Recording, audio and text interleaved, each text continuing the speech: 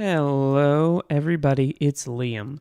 Before we jump into this week's episode, a bonus episode on Superman, directed by Richard Donner and featuring special guest host Sean Mannion, I wanted to read a quick review. We got a new review this month. Thank you so much. It's 5 stars. The title is Great Film Podcast, and it's from Straight Up Overkill. That's Straight Up Overkill with an 8 instead of an AI. GHT. Straight Up Overkill. Have I explained it enough? I'm not sure. Here's the review. There aren't enough film podcasts where the hosts are knowledgeable and these guys know what they're talking about. The conversations are always lively, even from the first episode. Looking forward to diving into all the episodes and following along with the deep dives. Straight Up Overkill. First of all, I appreciate your name. I talked about it for a while. And I thank you for the review. It's always nice to get a review. It's always helpful, gets more listeners to the show. Please, if you have a chance, at least give us a 5-star review. Please write something if you have time. We appreciate it. Okay, that's it. That's all you're going to hear from me this episode. Enjoy Sean and George talking about Superman. I'm George Fragopoulos. I'm Sean Mannion. Special guest host. And this is a very special episode of Oeuvre Busters. You did it, Sean. Yes. Excellent. You fucking nailed it. I think it's weird that you guys called it Egg Busters. We've gotten all sorts of... We've gotten Oeuvre Beats. My friend Paul said, like, oh, Oeuvre Beats, right? Like, no. Oeuvre Beats would have been a great one. Egg Busters, that would have also been a great one. It's a good thing also you nailed it because Liam said if we didn't get at least the opening right, he would send assassins for us. I mean... You know Liam. He is a perfectionist. He is. I mean, or at least that's what he likes everybody to think. That's what he likes everybody to think, yeah. It's like, I'm a perfectionist. I'm like, your pants are unzipped. It's his professional kind of decorum. It's the way he carries himself. Exactly. Yeah. Exactly. He walks into a room and he's like, I know what I'm doing. And then everybody turns and says, it's the room next door. Yeah.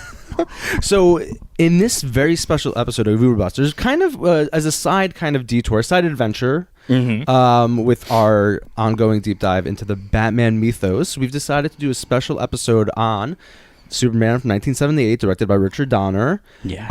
And before actually we started recording this, I thought that this was your idea, and you were like, wait, it was? And apparently Liam tasked you, or asked you at the very least, to do a special episode. So thank you for appearing on the podcast. I can't remember. I might have suggested it, but I don't think I did. Did his check clear, by the way? Did his check clear? I mean, I'm here. Yeah, that's true. You are here. That doesn't mean the check cleared or not. Oh, it does. Yeah. So we'll be discussing, 1978's Superman, and thinking about it alongside Batman, but also thinking about it obviously as an amazing kind of film on its own. I haven't seen this film in a fucking long time, but it was so much fun revisiting. Oh yeah. I mean, I haven't watched it in a few years. Definitely. How long has it been? I've definitely watched it since I moved to New York. So within the last decade, I've watched it at least once. But I've seen it so many times since I was a kid. It's been one of my favorites since forever. It's a great film. It's so much fun. Amazing. It has so many.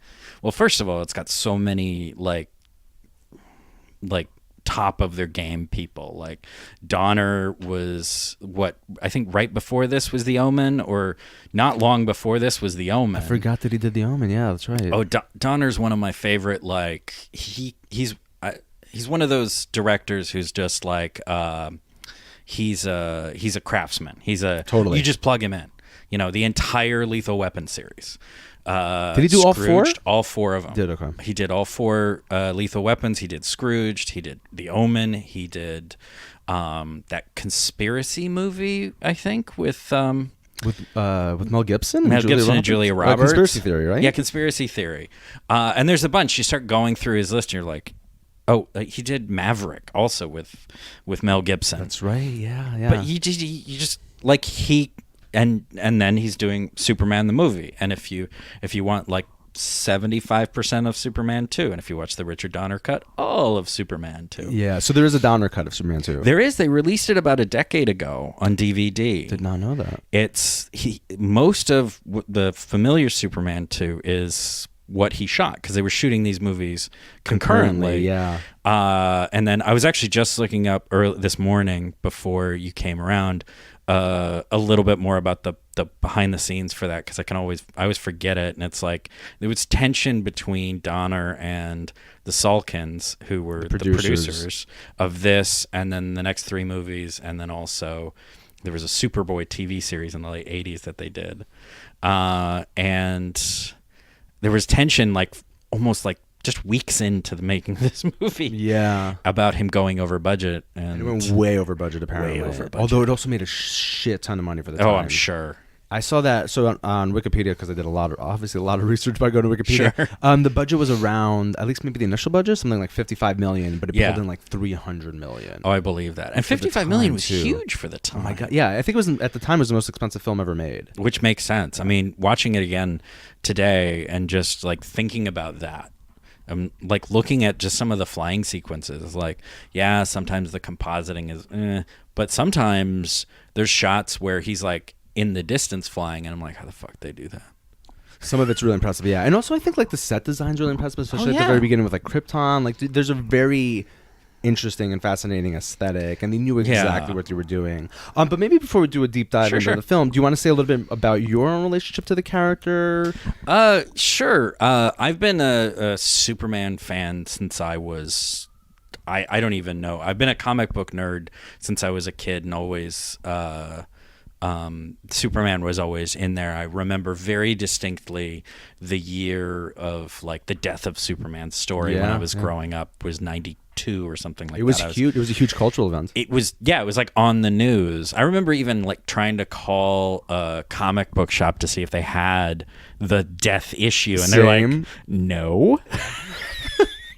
And so, but a few months later, I got the trade paperback with the whole storyline, and I read that so many times as a kid because it's just such a good Superman story. I've been a huge Superman fan with that, with this movie, with the character. Like, I mean, I broke out like before you came. I've got this complete history of Superman book, and I've got I've got the Grant Morrison All-Star Superman and the Mark Waid Superman Birthright collected editions of his stories, Superman stories there. And as far as, I can't remember the first time I saw this movie, but we watched it when I was a kid, and I know it was one of the first DVDs we got, and we would rewatch it then.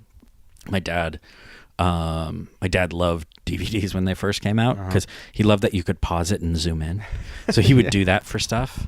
Like one of those examples in this movie was because he would love to like do that and then like, hey, do you see that thing? Or he would try to catch like continuity errors in like Psycho. But with this one, when there's what do you call it? They get mugged. Yeah, it's about 45 minutes through, in. Yeah. And they get mugged, and he's like, he pauses it and he says, do you see the sign behind them? I'm like, yeah. And the sign is for a company, and I noticed it again this time. The sign is for a company called Optimo. And he's like, you see what they did there? And I was like, no. Acme and Optimo are synonyms. So it was they're like, we need a generic company name. That's a deep cut. Yeah. Wow, your dad was really like getting into those details. Yeah, he was just like loved that was like a thing he could do, and so I remember that. But we watched this a bunch of times, and my relationship with the character has always been really strong. About 15 years ago, I had some friends who were running the Pacific Rim Literary Conference in Alaska, where I grew up and where I was going to school. And one of them who was running the conference that year, which had something to do with like multimedia. I can't remember what it was about. He calls me up and he says, "Hey, you told me you had an idea for a paper on like Star Trek and Shakespeare. Do you think we're kind of short on papers? Do you think you could actually like submit something about that?" And I said, yeah, let me think about it. And I can't remember how it happened, but I ended up instead going like, is it cool if I get you a paper on Superman as like a multimedia mythology? Because a lot of like Superman's story is like a lot of the common things that we understand about Superman's story are from different kinds of media. Right. And you were saying this earlier too. Yeah, Like, we were talking about it. Like there's things like Kryptonite was invented for the radio show, which I had no idea. I thought it was a comic book thing. Yeah, it was, and they really ran with it in the comic books. But it was created for the radio show because they needed something that could work for audio. They're like, okay, we need something like we can make a weird sound, and there's Kryptonite. And there's other things like I think even Krypton wasn't named until the newspaper strip, because originally, and this was a fun thing I learned back then, and it's in the book I've got here, is back when Superman was created, the comic book was the lesser medium. It was everybody wanted a daily newspaper strip, and Siegel and Schuster were trying to sell a daily newspaper strip, and they were trying to get Superman as a daily newspaper strip. Nobody was taking it.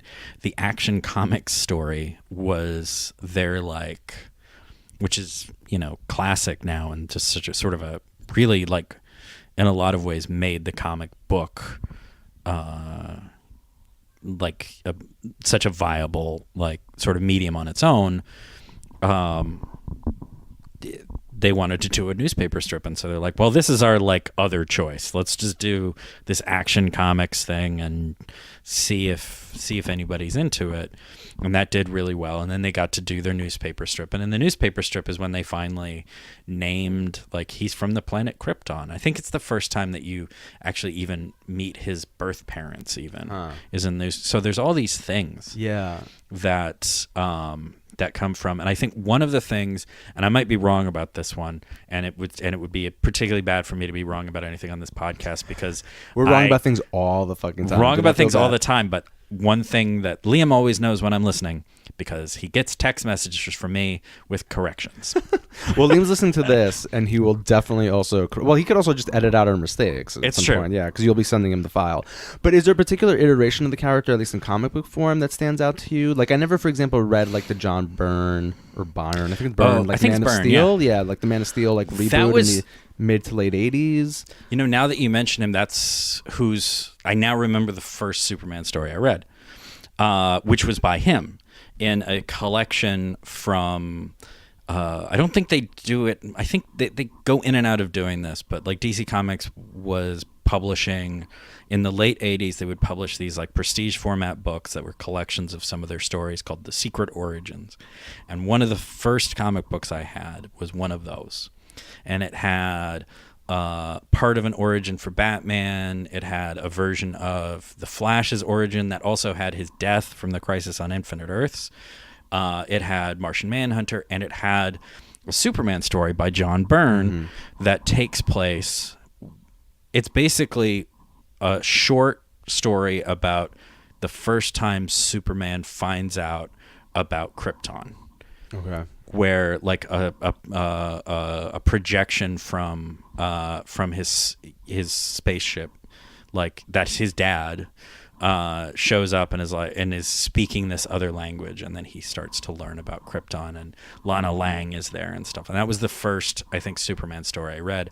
And for me, look like Marlon Brando in the comic strip. No, it was there was a really weird design in the late 80s, 90s where they're it kind of looks like it, but they're wearing black bodysuits with weird frills and big green smocks. Okay. Everybody from Krypton wore that.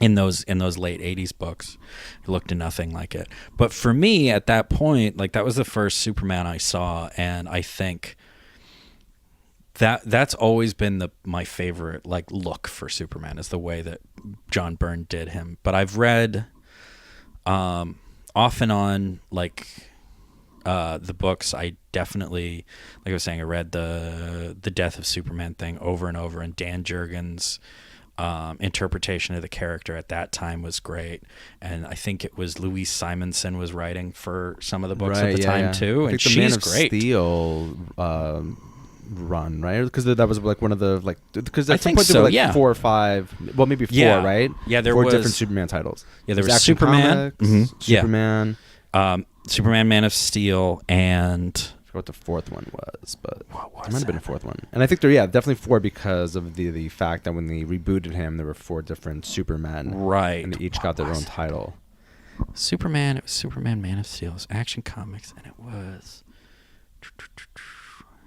It'll come to us. It'll come. Somebody It'll will come. definitely. Because I know other tweet at ones. us. Yeah, I know. Please do tweet us and correct us. Absolutely. Because I know other ones that they did later, like Superman, Man of Tomorrow was briefly a comic book. But I feel like it's like whatever one that Superboy appeared in when they rebooted Superboy. Could be Adventure the Adventures, Comics? yeah. Or the Adventures of Superman? Adventures of Superman, Maybe it was the that's Adventures of Superman. it. Yeah. But yeah, they had 4 running Superman books. And I mean, I definitely like love parts of that era because it was both a little bit serious, but also did not shy away from being weird. Like that's the era of Lex Luthor Jr., Lex Luthor 2. Oh, the clone? Yeah. The clone with the red hair. With the red hair, yeah, that's right. Yeah. And the beard, and he's supposed to be Australian. That's right. I forgot that he's supposed to be Australian. And then he has a thing going with like Supergirl, who's not like Supergirl, right? Yeah. She's like an alien that's kind of like a She's like- shapeshifter. Yeah, she's a shape-shifting alien. Matrix? Wasn't her name Matrix or She was something? Matrix, wow, yeah. It's all coming back It's to all me. coming back. And that was a fun version of Supergirl too, because they had these rules at DC Comics at that time when they rebooted everything after the Crisis on Infinite Earths. They were like, okay, Superman is the only survivor of Krypton. And then writers were like, okay, but what if I want to do Superboy? And they're like, he's a clone. Yeah. What if we want to do Supergirl? It's an alien from a different dimension that's in love with Lex Luthor and is a shapeshifter. Sure. Okay. Run with it, yeah. Well, that was also their attempt to kind of get away from all like that campy stuff. Yeah. That had just been building up for like decades. At Yeah, that yeah. point. Yeah, and I think that like the best versions have always had like a nice balance of like, okay, we embrace like some of the, like I think this movie, like it embraces the camp, but it doesn't. I think one of the things that I think is great about this movie is it embraces the campiness and the comic nature, the comic book nature, without saying that means that this is a joke. They take the character seriously while embracing the camp, and I think that that's one of the things that really works. Like I was noting to myself throughout watching it, I was like, he makes jokes throughout it, and it's charming. He does, yeah. And the chemistry between him and Lois Lane, obviously, is played by Margot Kidder. It's so dynamic, but also you can tell like they're just having fun, and it's kind of like silly, it's flirtatious, but it totally works. Yeah, it totally does. And I think a lot of the best versions of the character, like they take him seriously, and understanding that taking him seriously means you also have to embrace that it's fantastical and sort of ridiculous. I'm glad you used that term too, because that's definitely my notes as well. And thinking about, let's say, this in relationship to Batman '89, and thinking about their different versions and different kind of takes on the urban, sorry for the pun, but like the urban metropolis. Yeah, and that like I was watching this, like holy shit, this is like Sidney Lumet's New York. Like it's a point of like, is he gonna like team up with Serpico and like fucking fight some corrupt cops? But this is like a really gritty version of New York. Yeah. But at the same time, it does lean into that kind of like fantastical, obviously, fable-like imagery, or let's say kind of mythos that's essential to the character. Yeah, absolutely. And I think that's kind of the best thing is like he's in our world, but it's a little bit more wild. It's like I think even, and I haven't looked this up, so I might be wrong, but I think even one of the cops that's following Otis when they go underground, I think he's the captain in Die Hard 3 and Die Hard with a Vengeance. I think he's John McClane's captain. That's amazing. I was like, that he's guy still looks on the familiar. force. Yeah, He's still decades there. later. Yeah, of course. Yeah. Where's he gonna Superman go? was just away during Die Hard with a Vengeance. Otherwise, McClane wouldn't have had to do anything. Are you trying to say that John McClane is not Superman? I mean, come on. John McClane is clearly he's a Superman. He's not the Superman. He's like a Superman. So let me just quickly go over the plot of this film. So it's really interesting because it's a very intense kind of like deep dive into Superman's origins. He doesn't even appear as Superman until an hour into the film. Absolutely. Which is kind of incredible.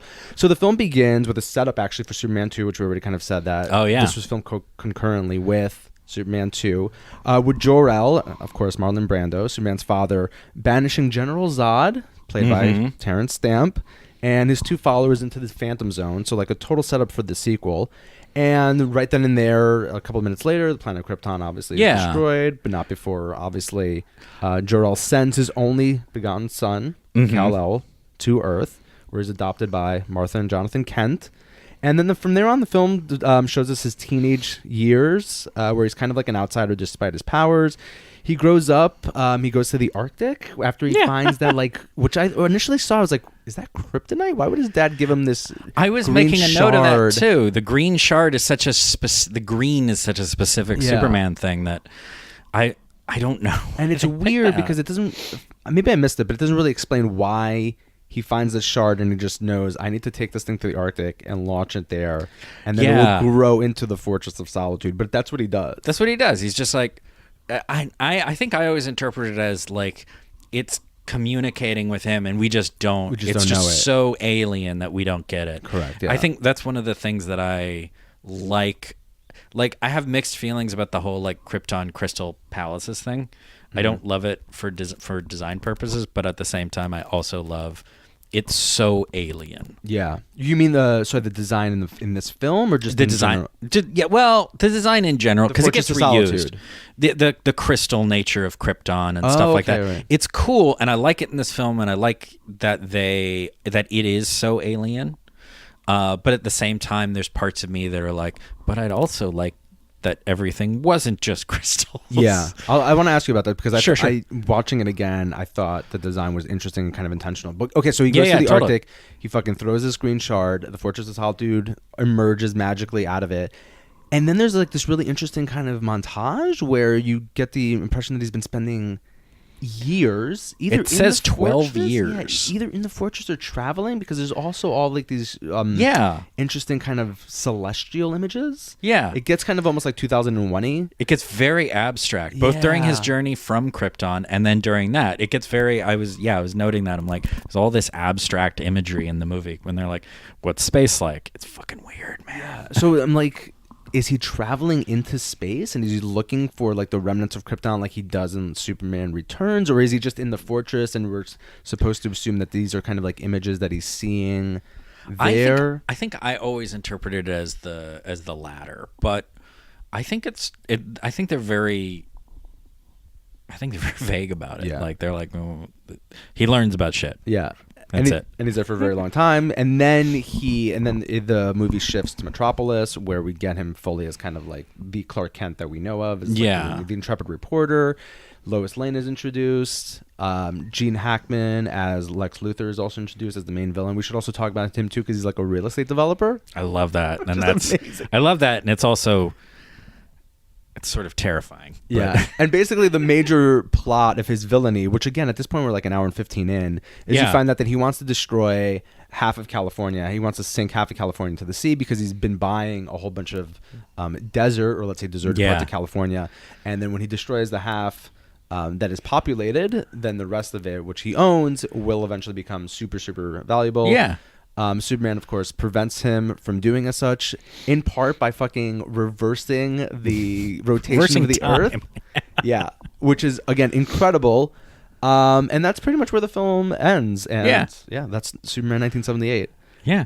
But going back to the Fortress of Solitude thing, rewatching it, I thought, it's great because it's replicating the Arctic wasteland is replicating the stuff on Krypton. Yeah. And that the juxtaposition, I think, of like Krypton's kind of coldness and like sterility is then also kind of reversed with the warmth of the heartland and like those cornfields and like the glow of that place. I think visually it's just which is another thing I was noting is like there's some just gorgeous cinematography in the heartland in Kansas for Smallville. Like there's that one shot I was sort of in awe of, because I guess I was paying more attention than usual, where when Ma Kent is coming out to talk to him when he's like, I gotta go, Yeah. And it's just like her in the distance, and there's a super wide shot of these fields, and then it pans down to as she's walking up to him, and he's standing there, and you get this conversation in this one gorgeous shot. Yeah. It's a beautiful movie at times. I got like Terrence Malick vibes watching it from like Days of Heaven. I was like, holy shit, this is like something out of Days of Heaven with like the beautiful cornfields and how like mournful everything is and how wistful he is. It's and I think that's a good observation as far as like the differences between that and Krypton, which is very sterile in the movie. It's very cold feeling, and I think my thing has always been with the crystals is I guess there's part of me that's like, yeah, it's cool, it's sci-fi, but also like let's have some buttons and some colors and stuff. Oh yeah, see, I like the fact that like everything operates on like these weird crystals. Yeah, it's kind of, it felt very alien in that kind of sort of sense. Yeah, and I definitely like noting this time. I was like, I mean, they definitely went very like Krypton is like. I probably have a note here that was something along the lines of like sufficiently advanced technology looks like magic, and everything in Krypton looks like magic. Yeah, good point. Yeah, like. Yeah. Also, I forgot to mention it too. The bizarre frame narrative that I totally fucking forgot. The beginning, like the kid reading the comic book. Yeah, and that also then being projected on a movie theater screen. Yeah, I did not remember that at all. I had a note about that. I was like, this is really kind of fascinating. A, because I totally forgot about it, but also obviously because it lends it this very obviously meta quality to it. And I think two of the things that I thought were really. Or three, I guess, things that I thought were really interesting about that were that it doesn't shy away from it being comics, which is a thing that sometimes happens. I think that's one of the things that has hindered some of the Batman movies. Is like, it's not, because it's a kid reading it too. Yeah, they're like, it's not for kids. It's not for kids. It's Batman serious movies. Right. And I'm like, yeah, okay, but like, he's for kids. And that's fine, and this is fine. Like, and I think the other thing is like the first thing that the kid's talking about, it's not talking about Superman. It's talking about the Daily Planet, and it's talking about journalism and hope. Yeah. But it doesn't mention Superman. It's just like the Daily Planet and intrepid reporters and hope, and it's like, and that's the context it's giving you. It's not like, oh, the world needs a savior. It's just that there are people doing good work out there in the world. And the other note that I had is a nitpicky nerd thing, which is technically in his first appearance, Superman worked at the Daily Star, not the Daily Planet, which wasn't introduced until later. Yeah, but that doesn't really matter. But it was just one of those like. I'm just gonna be a big nerd. Notes. I really liked also which again, the echo of like obviously the Daily Planet is kind of like a reference to kind of interstellar origins as well. Yeah. No, I love that as it's and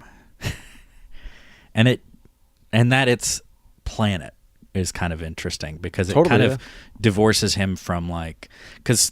Batman to talk briefly about the season topic is all about Gotham, and it definitely comes up in his stories. It's like shit's going on in the rest of the world. He's like, yeah, but like this one street in Gotham. Good point. Yeah, like somebody got mugged, and they're like, literally the world will explode. Nobody gives a shit about that street, Bruce. Yeah. I don't care. Well, he'll like erupt or he'll like spontaneously combust if he leaves Gotham within a certain kind of like mile range or something. So this is also a good point to maybe talk about Superman as a character, as a mythology, and what he represents, and also what he might represent in relationship to Batman. Yeah, I was thinking about that when we were watching it. I was thinking about like the differences, and I think one of the things that I was thinking about, and one of the things that I thought really was highlighted in this movie is, and they're related, I guess, two things. One is like foundational trauma of the Good characters. Is Superman's is, if we just go to like the most common thing and the thing that's at the beginning, is his parents saved him.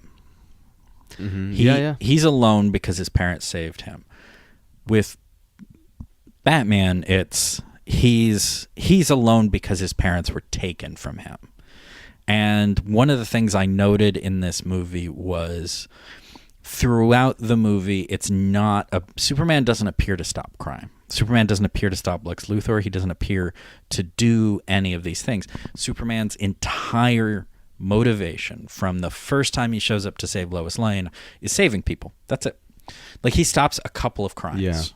He stops the cat burglar, and he makes a joke about it. Yeah. And then there are those the bank robbers or whatever who are getting away on the boat, and he gets on the boat. And then there's Lex Luthor. That's all the crimes he stops. Everything else is disasters. Yeah. Superman is all about saving people, and Batman is all about crime. Yeah, good point, yeah. And I think that they get conflated sometimes, but I think one of the things that really makes this work and makes the character work and makes, like, okay, so there's a guy who can fly and he can lift a mountain and he can go in space and he shoots lasers from his eyes. So how's anybody going to do anything? Well, he's not there to stop crime. He's not, and all the criminals he interacts with have committed their crimes already. He doesn't try to stop anybody from committing a crime. Like, there's a certain level of, like, respect for, like, you haven't committed a crime yet, so, like, it would be wrong for me to do anything. But then once they've done it, he's like, well, you guys are going to have to give that money back now. Yeah. Yeah, there's a certain kind of interesting, like, moral dichotomy, obviously, between the two of them. That, like, for example, in the comics, it kind of, like, reaches its kind of apotheosis in The Dark Knight Returns. Yeah. Which I think maybe might be one of the first times, at least that I know of, where they, like, actually fight one another. Yeah, I think usually they wouldn't fight. Yeah. And that's, like, a kind of, obviously, a powerful representation of the fact that they are supposed to be, like, very, very different characters. That there's a certain kind of, let's say, moral clarity with which Superman views the world, and which you get in this film. And, like, Batman has all, like, the darkness and the brooding and kind of that the world is not just, like, black and white, good and evil, that there's a complexity to it. And I think it's interesting to kind of just, in that kind of very reductive way, to think about them as, like, oppositional. Yeah, I think they are. And I had a sort of disparaging note, but... about, like, Superman or Clark Kent? About Batman.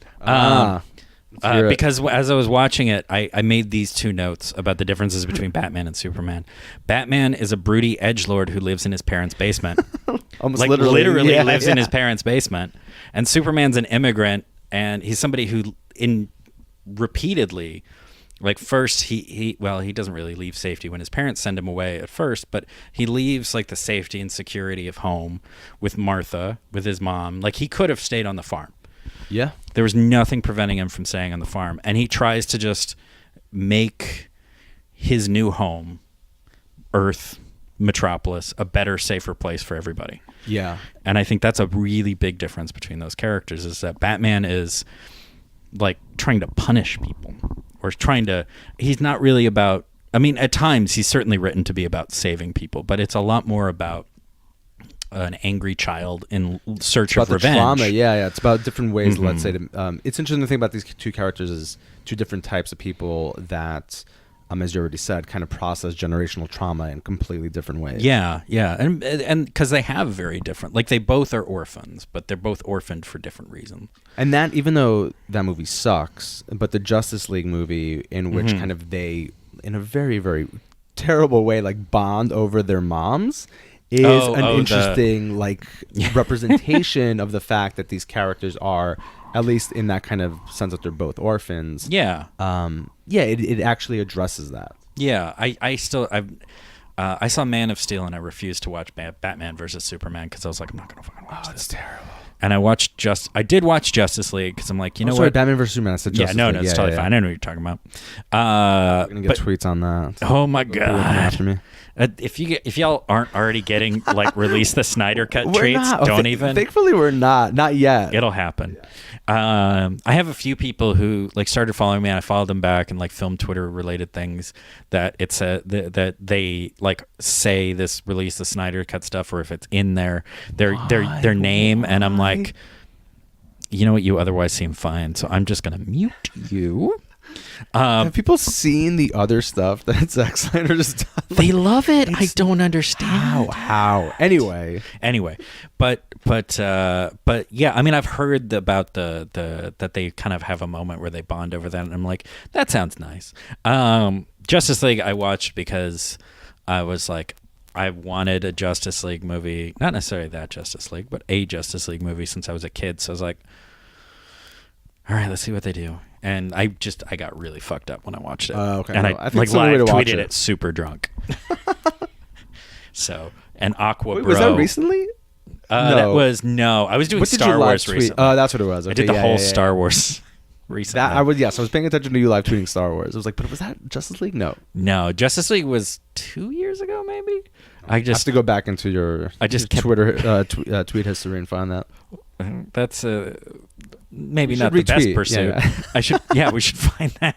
It was, but I kept referring to Aquaman during that as Aqua Bro, and both because I was like, this is ridiculous, but also because I was like, that's kind of fun though. Yeah. Because I do enjoy Jason Momoa, but yeah, their dynamic, Superman's barely in that movie, but like their dynamic there. But when people talk about, we got to release the Snyder cut of that, I'm like, look, Joss Whedon already did a shitty enough job. No clue what they're talking about. I don't need to see a worse version of that movie. It's pretty bad as it is. But because Man of Steel like had moments, but then what it misses is what this movie gets so well, which is that the core of the character is not that he can fly. It's not even that he's an alien. It's the core of the character is it's the last line of the movie. It's when Lois Lane says Superman cares about or it's not the last line of the movie, but it's her last line of the movie. Superman cares about everybody. When Jimmy Olsen's like, I think he really cares about you, and she's Clark, I guess, and he's like, no, it's Superman, and she's like, Superman cares about everybody. Yeah, and I think that's a thing that like they knew that in that movie, like that holds true throughout the whole thing. Is that, and it holds true in Christopher Reeve's performance. He even cares about amazing. Lex Luthor. Oh my God, yeah. I couldn't believe he was like in his late 20s when he made this. Christopher Reeve was like so fucking good. He was so good. He's perfect at it. He's perfect. That was one of those times where it's just the right casting. And I mean, he was good in other things too, but I think like there's some things where it's less like, you're Superman. Yeah.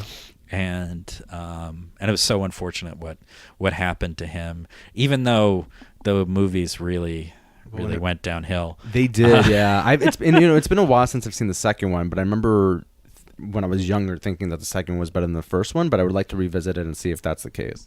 I think the second one has more sort of action to it, and it's really, in a lot of ways, it's the second half of this movie.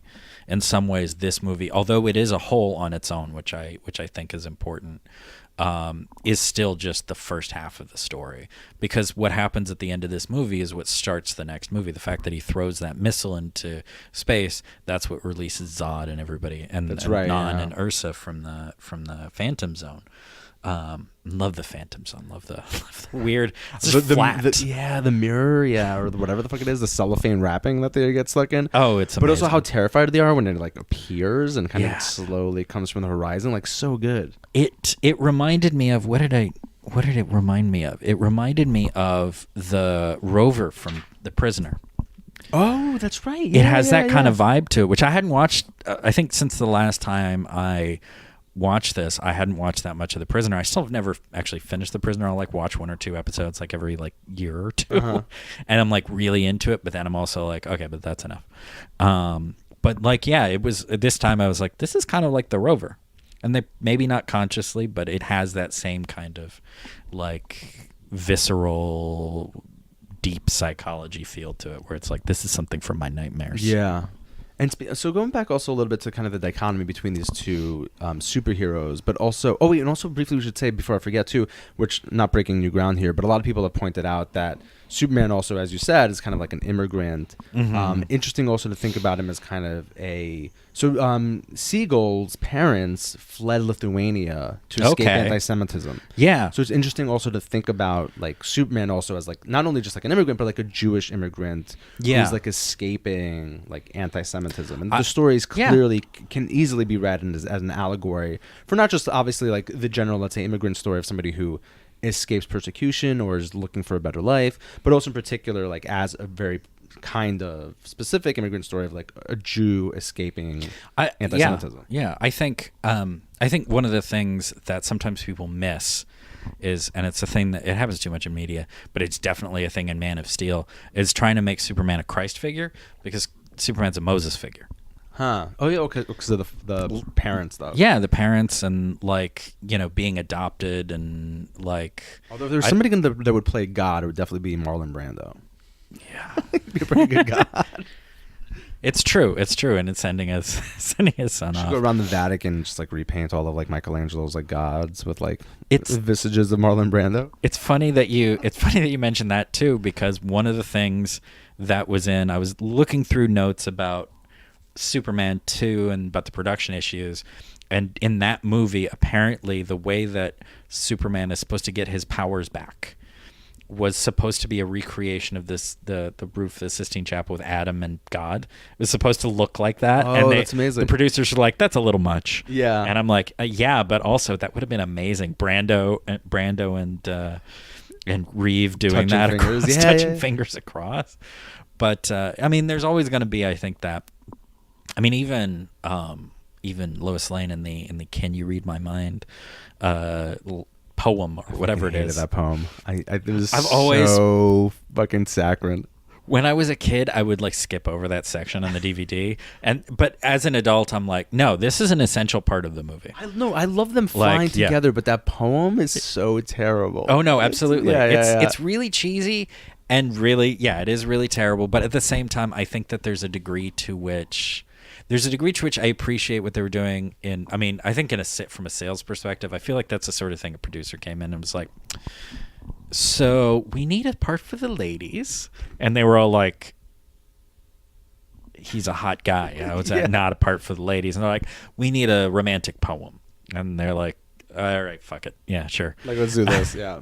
And but I think one of the things that it still integrates well into, and I think one of the things that Margot Kidder does really well, and it helps sell it, because I think it's one of the things that you need to do in making a movie, is you can't just as a filmmaker like put in a character and be like, you're supposed to be in awe of him. It's that you have to have characters be in awe of him, and her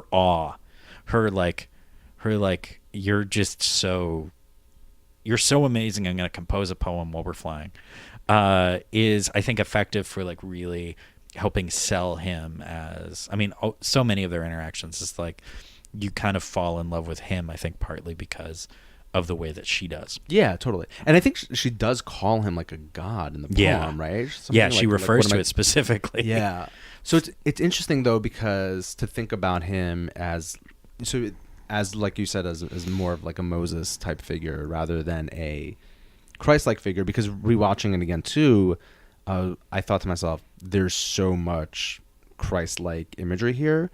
And also thinking about him as, and what she says is kind of, says like, oh, I'm here to like for truth, justice, and the American way. And to just also think about, let's say, the dark undertones of that statement, and kind of thinking about like the hideous things that have been done in this country in the name of Christianity. Yeah. And again, like the relationship in this film as like a Christ-like figure. So it's interesting to kind of maybe think about him not as a Christ-like figure, but as like as Moses type. Yeah. And I think that there's something, so that was also an interesting moment.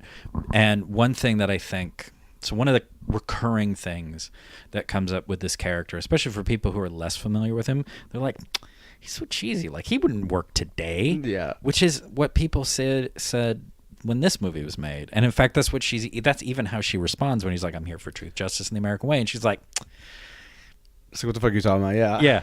But I think I think people like look at this movie and are like, oh, this movie was just like starry-eyed and like ridiculous. And I'm like, this movie came out 4 years after Watergate, 3 years after Watergate. When was Watergate? Was it 74 or It was 76? I don't remember the exact year. But it's like we're talking maybe one election cycle from Watergate. Like Watergate was in people's minds. They just lost the president of the United States to being like, I'm not a crook. Yeah. History repeats itself, apparently. We're little recording bit. this in mid-January 2020. We'll see, we'll see what happens. But also, like, the Vietnam War had just ended. Yeah, we're a decade out. Yeah, almost. Yeah. It had just, like, it's 78, and like, when did Nixon pull them out in 72? Was it that late? I guess Maybe was. it was 70. It was 70, 72, something like that. Uh-huh. But like, really recent, like very fresh, like, and Lois Lane even voicing it, like very, very fresh, like, doubt. And I think in a lot of ways, the scars. Fall of Saigon was 75. Yeah. Oh, okay. So really recent. I thought it was like 71, 72, but yeah, it was only. Yeah. So it just happened, and it's fresh in everybody's minds, and like the cynicism that comes out of that era is really like those are the scars that we're still dealing with that lead to where we are today. And I mean, there's more, but like a lot of where we are today with this country, and all of that was so fresh then. Yeah. And it's like, he was. People thought he was cheesy and didn't fit in then. It's like, of course he fits in now. That's always my problem with people in this. I'm like, we need that. I always thought, see, it's funny you should say that too, because rewatching it again, all that kind of, not naivety, but kind of that this film is dark in a certain way. Yeah. And you sense it in the grittiness of this version of Metropolis, which obviously was filmed in New York. Yeah. And it comes across like, watching this was like, oh man, like New York in the 1970s, it just has like this grimy quality to it. Yeah, absolutely. And it comes across in this film. And in a certain sense of like, he stands apart from that. He's kind of like, whenever you see him or kind of think about him as this kind of figure in the backdrop of the city, there is a certain way in which he kind of like completely stands out from that. Yeah. Just griminess of it all. Yeah. He's like, everybody else is in like usually very drab color, like black, white, gray, maybe some browns. And there he is in blue, red, and yellow. Yeah. Like primary colors, just like flying through, saving cats from trees. I mean, it is dark too. That kid, she gets slapped. I always forget that part. I'm always shocked when that part comes back into. It's like, why are you lying? Whap! And I'm like, and you hear it's like, fuck. And there's also that throwaway line where Lex Luthor's paramour says like, oh, if I give you the wrong answer, you're gonna hit me in the mouth or something. And I was like, holy shit. I was like, I forgot like that this film just casually references smacking women. I was like, wow. Like late 1970s, this is where we're at. Yeah. And speaking of Miss Tessmacher, which is always fun to shout, is one of the things that I really loved rewatching this and thinking about the character and thinking about the differences between him and Batman is Superman wins because he inspires people to be better. Because he would die if she wasn't like starry-eyed about him and like he's just a good guy. Yeah. And why are we letting him die? And the bad guy is just gonna let my mom die, which is also a great Hackman moment. It is a great Hackman, yeah. She's like, but my mom lives in Hackensack, and he's like, he just looks at his watch. Yeah. Such a great. I love him. Such a great delivery. Love him. But then she's like going to Superman and's like, you have to save my mom, and of course he does, and of course that's the first thing that he does, and his friends are somewhere else, and so of course the first thing that he's going to do is he's going to keep his word and help the person who helped him because like he inspires this sense of like. And he doesn't judge her in that moment either. He's not like, well, you need to be a better person. He just like he sees that there's a good person there who needed a moment. Yeah. And maybe before also we wrap this up, maybe a little bit something about the dichotomy between like Bruce Wayne, the alter egos, right? Like Bruce Wayne and like Clark Kent.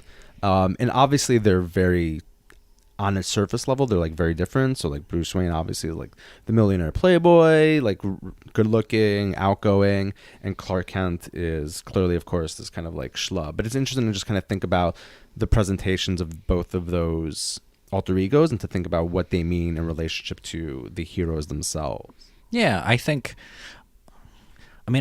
that,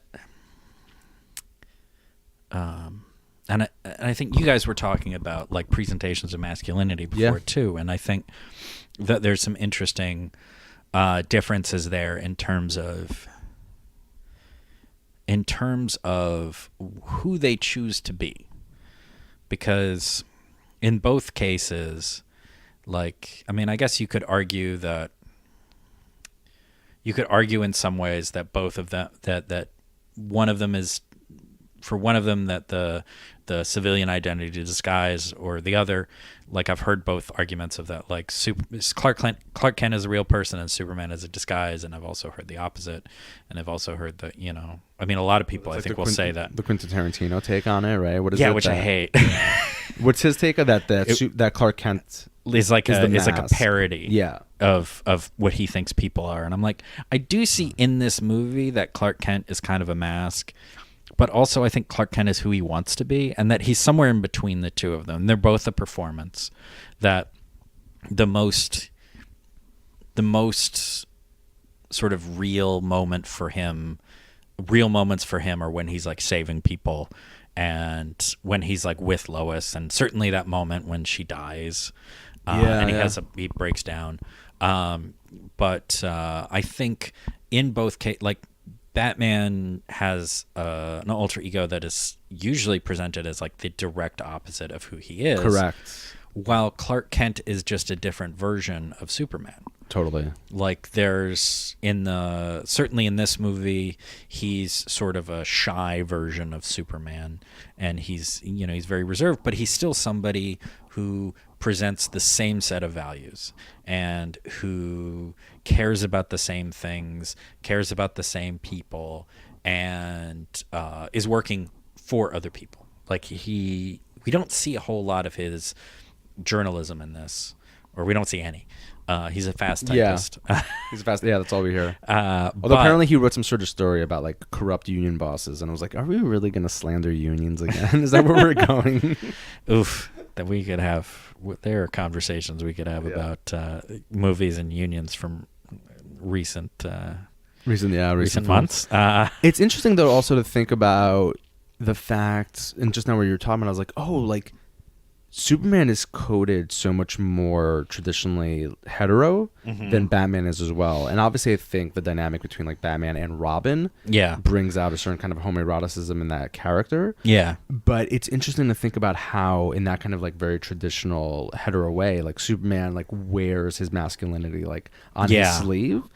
And even though obviously they give Batman like love interests in the films, and he does have love interests in the comics as well, that the Lois Lane figure is so essential to the character in a way that there's no female equivalent to Batman. They keep trying to make it Catwoman. That's right. And it kind of works, but it...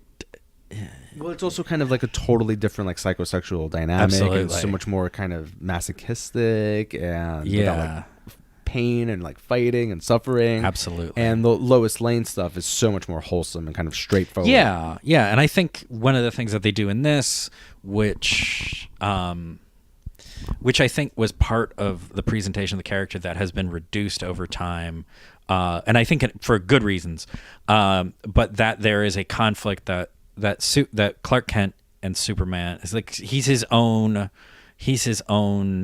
competition for this woman that he loves, and she loves both of them without knowing that she just loves the same person. Like, that love triangle is interesting, but also it also is, what's the word I'm looking for? It's also just so cruel to her. Like, when you think about it from her perspective, it's like, okay, you're the same person. Because he's lying to her. I mean, if you think about it in that, yeah, both of her love interests are lying to her, but it's just one person. But like, it's cruel to her, but it's interesting from those dynamics of like this difference between, you can think about it in terms of like the difference between like how somebody presents and like, when they're feeling less confident versus like, oh, you should just be confident. And Superman's like the confident version. One of the things I like about what has changed overall about the presentation of the character is mostly in the comics is that she knows now. And yeah. they're married, and in at least the last most recent thing that I read, they're not only married, they have a kid together. And I think that also works very well because it works better for her character, that like because she's such a strong character on her own, Yeah. which has always been true about her. Like crusading reporter Lois Lane is great. And I think those differences, I think there are aspects of Batman where the homoeroticism probably sometimes gets played up because he doesn't really lend himself well to that kind of relationship. Yeah. Exactly. Vicky Vale has been in and out.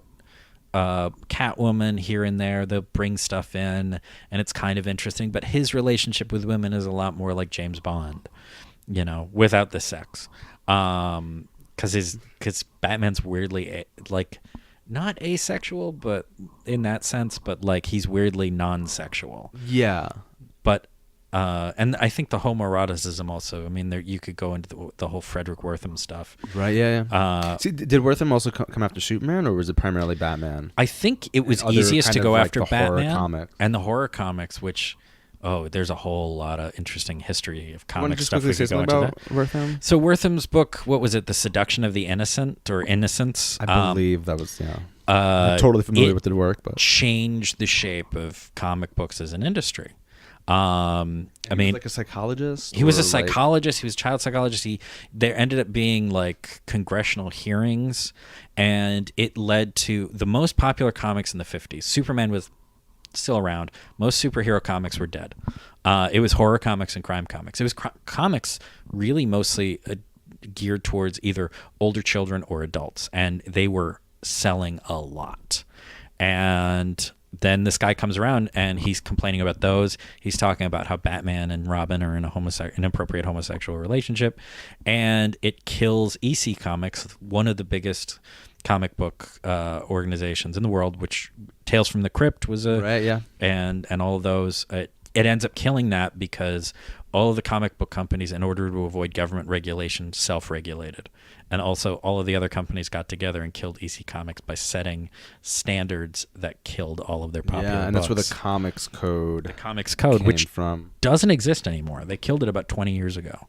I remember when I first started reading comics, it was still on a lot of the comics I was reading. In around 2000, Marvel removed themselves from the Comics Code and started doing their own rating systems, and I think everybody else kind of started doing the same thing. I don't think anybody does the Comics Code anymore because it was also really weird.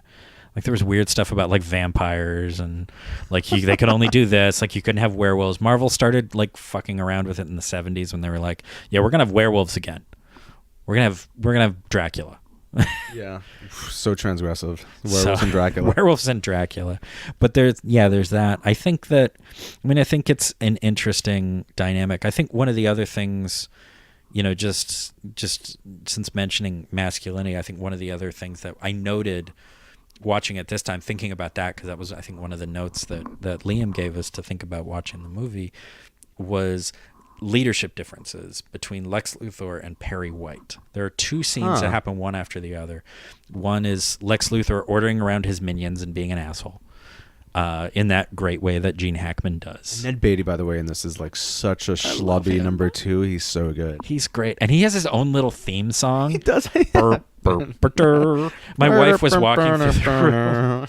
My wife was walking through the room while I was watching it, and she sees that and she's like, "Oh, I love his song." Yeah. And Ned Beatty always amazing. But there's a scene where Hackman is like berating his underlings, and then it cuts to the Daily Planet, and it's this scene right before, or it's the scene that leads to like Lex Luthor like does that like calling Superman over the ultra waves or whatever, and Perry's like, you gotta get, I've been in this business a long time, and what problem you've got is confidence. You need confidence. And he starts lecturing Clark, but it's in this like really like, it's not like, you're really fucking up. It's like, you're great, but you would be better if, let me help you. And I think that there's a really interesting like setup I'm sure it's not like exactly what they were thinking of when they were making the movie, but like the differences between really Lex Luthor and characters like Perry White, Lex Luthor, and Superman, and how they approach people, and like the differences in masculinity. Because I think that with Superman, it's a caring man. It's always about caring. It's not even a fatherly caring. It's compassion is the core value. Yeah, there's empathy. Yeah, empathy and compassion are the core values of being a man for Superman. And then I'm sure you guys are gonna get into this more in your episodes about the Batman films, but that Batman's is a little different. It's not. There are times where there's that empathy, but there's something about the way that Batman presents masculinity that's very much about.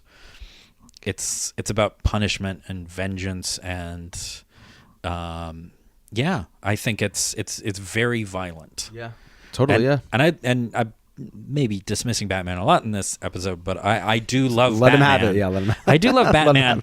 But at the same time, again, there's a darkness to the character. They're just very different. Yeah, they're very different, and it's not that. I mean, I think I go back and forth, and I'll always have a particular love for Superman, and then at times I'll also like connect more with Batman. But I think Superman has always been one of the most consistent ones, and I think it's that sense of compassion, it's the sense of hope, it's that even stated in here in this movie is his father's like, you're there to inspire them to greatness, which is Christ-like in its way, or perhaps totally. No, yeah.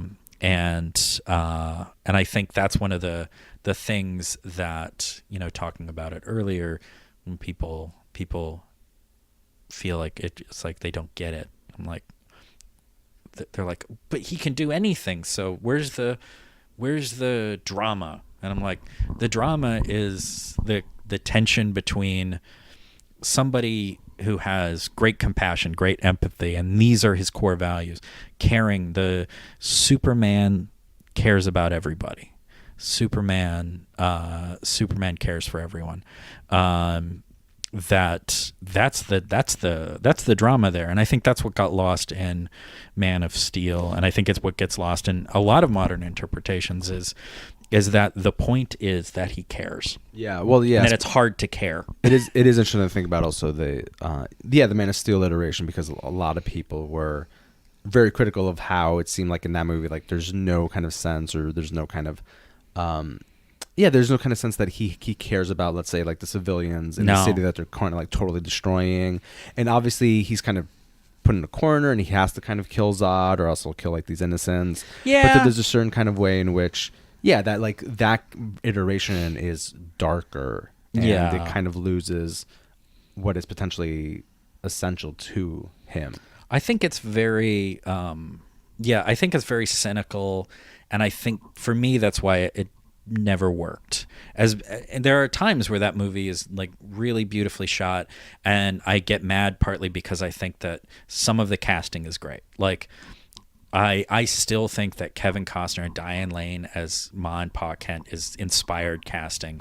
I would never have cast Kevin Costner, partly because in my head he's always still in 1995. Yeah.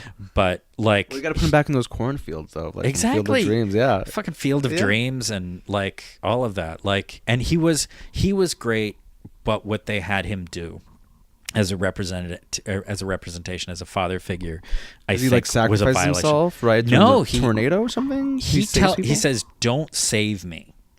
Right. From the tornado. Yeah. Okay. So that nobody knows what you are. Oh. Okay. Yeah. And I think that's a really, really cynical, very sad interpretation of like how it's like you should be like, it's really like saying like you should be ashamed of what you are to the point that I die. And I'm, maybe that's not exactly how they meant it, but that's certainly how I was reading it. And I think like you need to hide.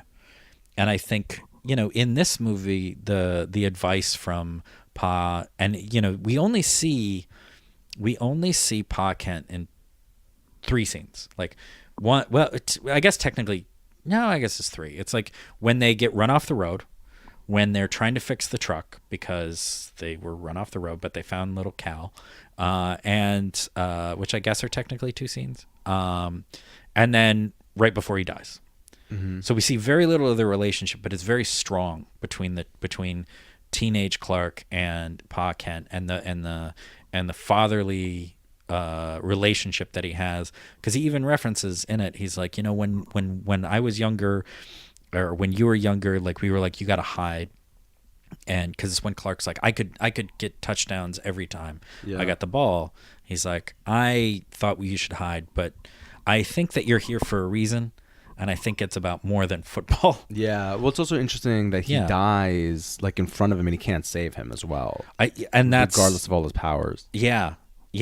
And I think that's a huge thing for the character, is that he can't do anything about a heart attack. He could have flown Pa to the hospital, but he could still have died. Nothing to be done. And I think that's really powerful for the character. I think it sets up something interesting, for the end with Lois, is like, also in that case, like, what could he have? I mean, I guess in that case there is something that could have done. He goes back in time and saves her before, like, the earthquake like kills her. Although the earthquake kind of just doesn't. It doesn't. The same stuff doesn't happen. It doesn't happen, which is kind of it doesn't fucking matter. So any closing thoughts? Because I want to also hear a little bit about your work. Or sure. Talk about your work, and you can plug it. But any closing thoughts about this film? I feel like there was like, what did I have another note? Oh, I noted the first after that framing, but the first line of the film that we hear from Jor-El is, "This is no fantasy," and I was thinking about this time, and I was like, that's a really interesting. It's a really interesting line to start the movie on, because he's talking about all the crimes of them, but the first sentence we hear is, "This is no fantasy," and I think it's a lovely way of starting the film. Is that, it's not necessarily that it's reality, but that, I don't know, it gives it a little bit more weight, I think I really enjoyed rewatching the film again and really thinking about it. And also in this context of what we've been talking about. Yeah. I also want to point out that Brando did not memorize that line, but somebody was off camera holding cue cards, which he was reading, which is so fucking amazing. Like, That's ridiculous. He's like, I'll do your film, but you'll give me, I think he got like 11% of the gross. It was something like that. Yeah. It was a lot of money. And he's like, I'm not going to fucking memorize these lines. Somebody's going to stand over there with cue cards, and I'll just read them. And which is like, eventually, like, around that time, that's all he did. Yeah. And I know towards the end of his career and end of his life, he's like wearing like an earpiece at certain, like, to get lines. Some of his lines when he's in this movie, when they're sending off the baby, are written on the baby's diaper. I remember hearing that about, like, some of it. Like, there are lines on the baby's diaper. And he said something like, you have to also film all my scenes within like 11 or 12 days or something. Yeah, like, it had to be like really fast. Yeah. Which, I mean, he was like one of the big, Godfather was what, 72? 72, yeah, 72. And speaking of Godfather, this film story for this written by Mario Puzo. Yes, which is fucking crazy. I totally forgot about that. I was like, he did a fucking run on the screenplay? Yeah. Apparently there's a version of the screenplay that's like 500 pages long. Yeah, that's huge. That's like probably, because there was a bunch of writers on this, and then I guess they brought in Tom Mankiewicz to, like, dude, like, can you make this like something that we can shoot? Yeah. Apparently also was campier as well. Yeah. I mean, I like the level of camp in this. I like that that it takes itself seriously. And at one point, I don't remember it, but at one point after I was like sort of more in tune with, like, oh, Mario Puzo wrote this and wrote The Godfather, I had like this whole thing about how you could argue that the story of Superman and the story of Michael Corleone are almost the same thing. There's a conference paper there to be delivered. Yeah, I think so. So if anybody has a conference, you need a last minute paper for me to like shit out that nobody actually has to read, but I can present. You got to deliver it, yeah. Yeah, because I only wrote like the middle of that paper. Yeah. But not only do you deliver conference papers though, but Sean, you're also a filmmaker. Do you want to say a little bit about your work? Yes, I make films about what do I make films about? Everything about it's life about everything. itself. It's about life, man. I've been a filmmaker for about a decade now, which is how I met young Mr. Liam. Young Mr. Liam is the name of his autobiography, by the way. I don't know if he's told you that. he has like 2,000 pages already. I'm like, dude, you got to cut it back. 2,000 pages about what? He won't stop writing. He will not stop writing. Is he mostly just writing about his kid? He's writing. I can see 2,000 words about the kid. Isla doesn't even appear until like page 1,800. That's why it's just this ongoing project. So we met teaching film stuff, I've been doing it since I moved here a little over a decade ago, here to New York, or Metropolis. Either or. And a lot of short films, but I also most recently released my first feature, Meme. That's MEME. Although some people were like, "Is it pronounced Mimi?" And they're like, and I'm like, that's how Bryce Harper pronounces it. No. It's like, it's Mimi, right? Which is on Amazon Prime. I just saw it this morning. Thank you. Thank you for watching. And yeah, it's on Amazon Prime. It's also on iTunes. And also my company, I have a small production company with a business partner, 4 Mile Circus. You can also get it directly from us.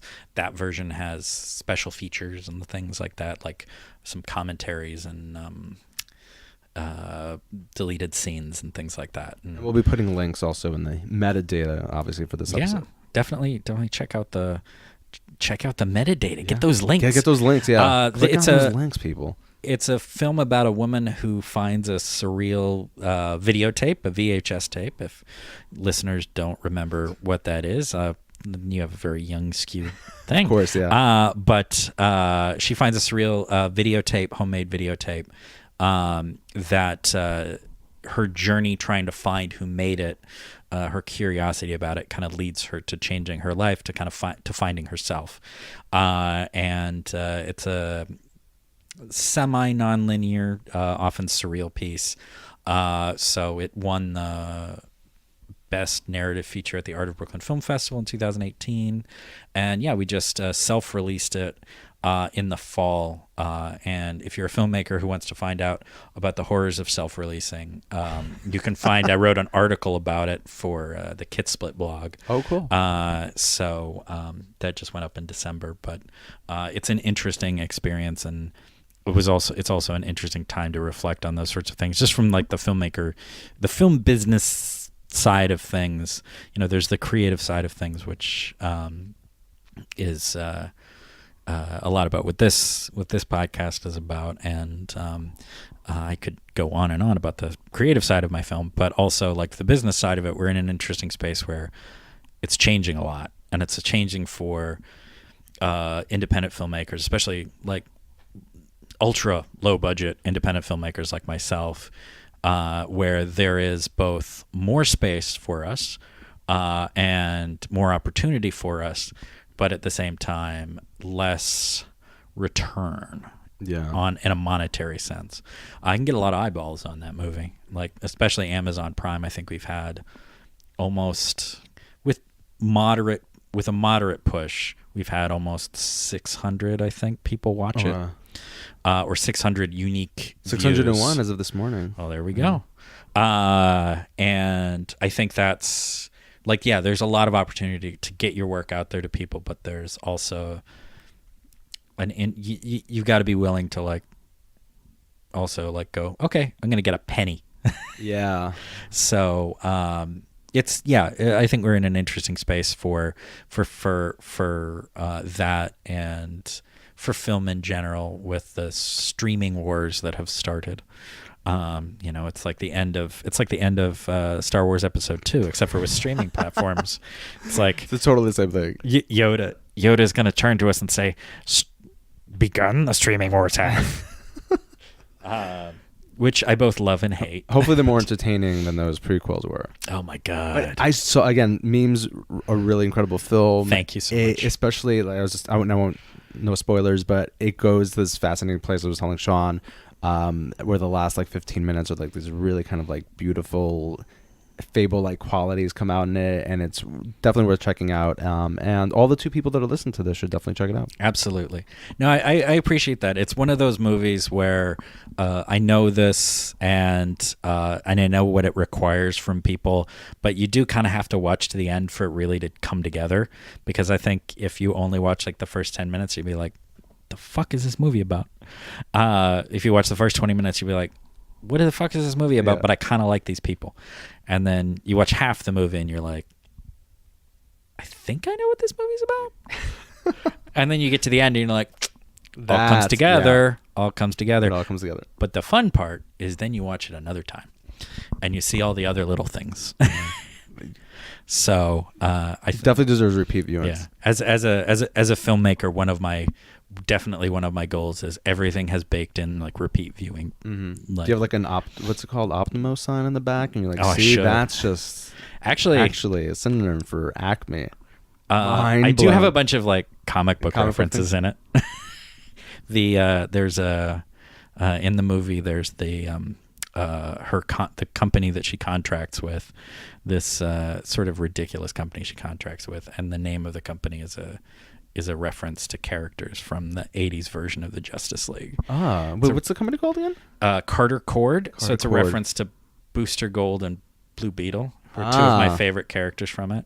There's a bunch of, I think you can't really see it on a TV, or it's definitely not on a phone, but there's a whiteboard behind her, and all of the names of companies that are listed on it are named after also characters from that era of the Justice League. Because I'm just like, I need to put whenever it's like, I need to put something in the art somewhere or something in the background. What am I going to do? I need names of things. Oh, fuck it. I'm going to do some comic book references. I'm going to do all that. Or like... You got to put those Easter eggs in there, yeah. Yeah, because it's more for me to be entertained. And there's stuff like how... There's little things about like all of my movies are more or less, since 2012, all my movies are more or less connected by this thing, this symbol that I've got a painting on my wall that I'm pointing at. Which is a symbol of? It's there is a tree of life, that's sort of a Celtic knot, but it's also a tree. And it's surrounded by an Ouroboros. And I've been using that since a short film I made in 2012. And it shows up in almost everything I've done since 2012. And so, or something with a reference to Wednesday or Wotan, the yeah, what is it? The version of Odin from Northern England. Yeah. And of obviously like a Wagnerian fame from the the Ring Cycle. Put a lot of that stuff in there, mostly to entertain myself. And then, just in case after I'm dead, somebody is like, I need to write a paper for their film class, and they're like, I found this really obscure like set of films, and it's all got the same shit. They all seem to share the same cinematic universe. Exactly. Yeah, I think the happiest I've ever been with my films is one time, the film that I made this symbol for. I was looking at the Vimeo like stats for it, and there was a link from it's like El Espectario Imaginario, something like that. It's a student Spanish like an literary analysis magazine, like online thing, and they talked about this short. Oh, cool. Because they were talking about like web shorts and something about, I don't remember what it was about, but I was just never happier than that, because I was like, somebody wrote like an academic thing about one of my films. I'm so excited. And I haven't won like a lot of awards or anything like that, but I've won a few, and I've gotten into some film festivals, and all of those were great, and I was excited about all those. Never as excited as like somebody wrote about one of my films as an academic piece. Yes! It's exciting when people are like watching your stuff and responding to it on that level. Exactly. It's like, so if anybody wants to write an academic piece about one of my films, and deliver it at a conference, of course, yeah. Please deliver it at a conference. Well, Sean, thank you again so much for being on Oeuvre Busters. I think I still am George Fragopoulos. I might have changed. But you were at some point. I was at one point Sean Mannion. And this was the Oeuvre Busters. or egg beaters. Egg beaters, I think. Yeah. The Oeuvre Busters. The egg